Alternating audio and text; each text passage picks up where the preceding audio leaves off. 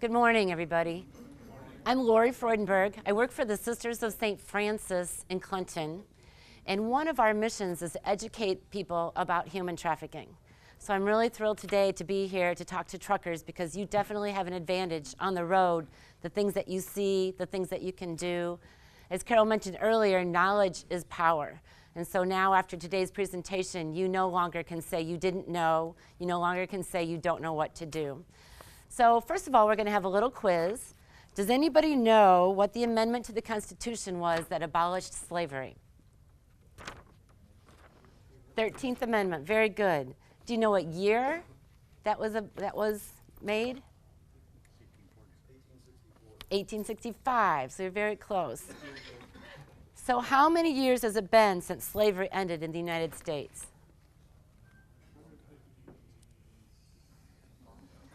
The correct answer is 0.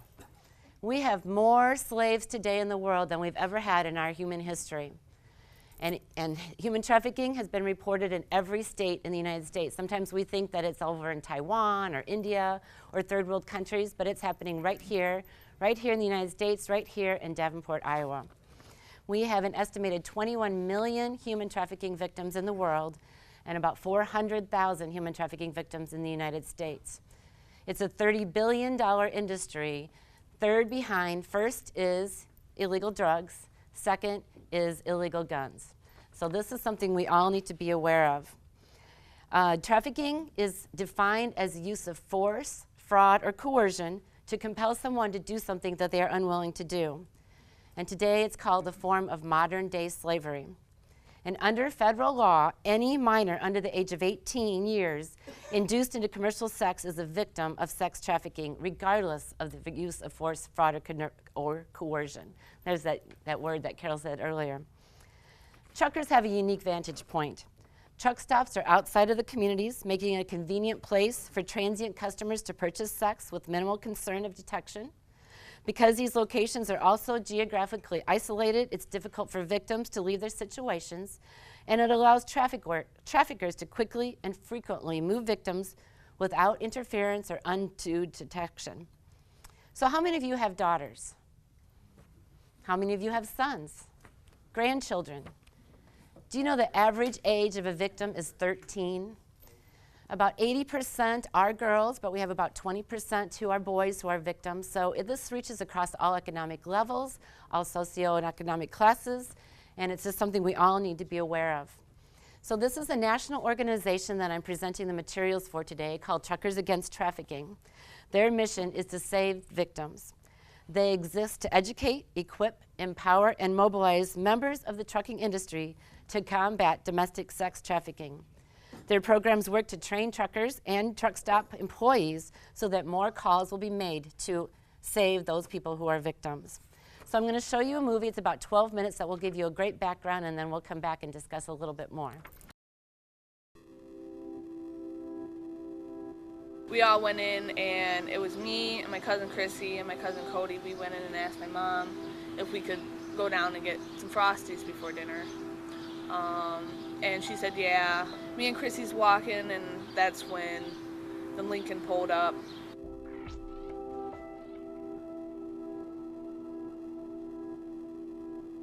From the very beginning, they drilled it into my head, they drilled it into her head that, you know, if we try to act up, something really bad was going to happen.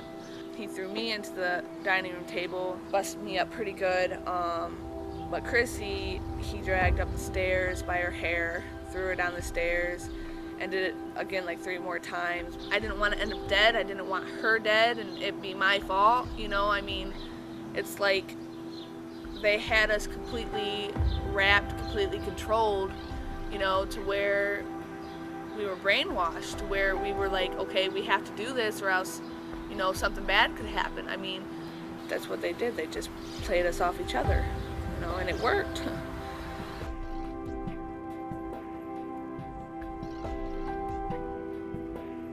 A lot of the truck stops I go into, you see a lot of the girls, and a lot of them are very young. This one, she didn't even look 13, 14 years old. She had a little mini skirt on. But within 30 minutes, that girl had done been in 3, 4 trucks. My son and I were driving through Oklahoma City, had the radio on, and the guy comes on the radio, "Hey, anybody want any underage girls?" To realize that this is going on in America is disturbing. When most people think of the problem of child prostitution and sexual exploitation of children, they think of it as being a problem for foreign countries, for third world nations, and doesn't exist here in the U.S., and that's just not true. If you have adult prostitution going on in your area, you have child prostitution going on in your area. Here we are, you know, I'm 15 years old, my cousin is 14, and we're here at a truck stop, you know, being forced to work it, you know, being forced to go from truck to truck, asking, you know, if the guy would like to have sex with us, you know, and we're young girls, terrified out of our minds. Nobody wakes up and says, gosh, I'd really like to sell myself on the streets today. That is something that is being directed by the victimizer, by the trafficker. And these kids find themselves in a situation they cannot, literally cannot get out of. It was just an awful experience how many truck drivers, you know, was okay with it. You know, not thinking that, you know, this is somebody's daughter, you know, this is somebody's family member, you know, that it is missed, you know, you don't think of that, you know, that they don't want to be here. Thank God what saved me was that truck driver that did think that, you know, that called in and said, hey, you know, this is whoever at the TA truck stop, you know, and we have some girls out here that look pretty young. 911. A couple of girls at the TA at 167 trying to do business out here. Oh, that trucker. The one that made that phone call. I think about him all the time. I have never met him. I don't know who he is, but boy, I owe him a lot. If it wasn't for him calling the police and saying that she just doesn't look right there, I have no idea what would have happened. Boy, am I thankful to him, to that truck driver. God, am I thankful to him.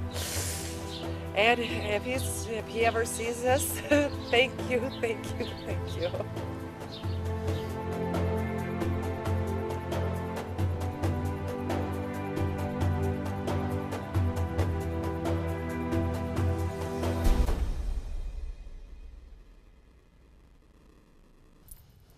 So these are the cards right here. They should be in your bags, but there's also a whole bunch back on that back table, so please help yourself. Pass those out to other truckers who aren't here today. As they said in the movie, this is your responsibility now. You can no longer say you didn't know, you know what to do. And I really hope that you will take this seriously. Think about your daughters, your nieces, your next door neighbor. This is a human life that you could be saving. Because people who are buying this, they're actually people who are committing sexual assault. So please, please, please help save a life.